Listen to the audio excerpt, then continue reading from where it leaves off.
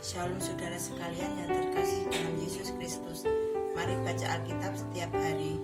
Bacaan diambil dari Kisah Para Rasul 28 ayat 23 sampai 31. Lalu mereka menentukan suatu hari untuk Paulus.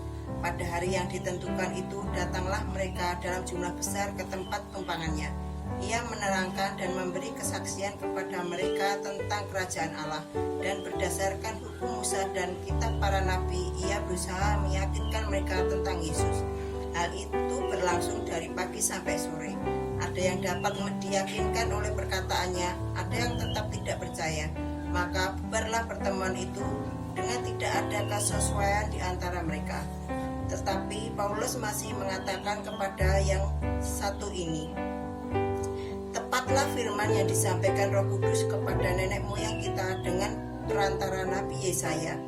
Pergilah kepada bangsa ini dan katakanlah, kamu akan mendengar dan mendengar, namun tidak mengerti. Kamu akan melihat dan melihat, namun tidak menanggap.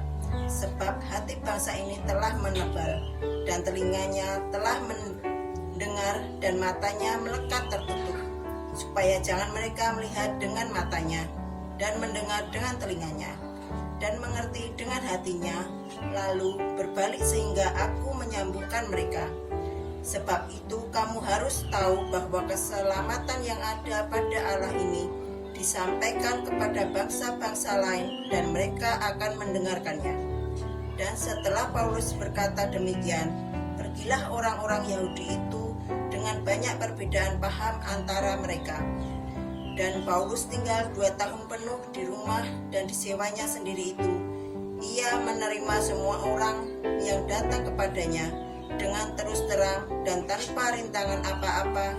Ia memberitakan kerajaan Allah dan mengajar tentang Tuhan Yesus Kristus. Demikianlah firman Tuhan. Mari kita tutup dengan doa Bapa kami. Bapa kami ada surga, dikuduskanlah namamu, datanglah kerajaanmu, jadilah kehendakmu di bumi seperti di surga.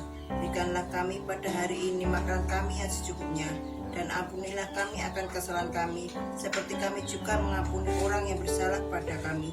Dan janganlah membawa kami ke dalam pencobaan, tetapi lepaskanlah kami daripada yang jahat. Karena Engkaulah yang punya kerajaan, kuasa, dan kemuliaan sampai selama-lamanya.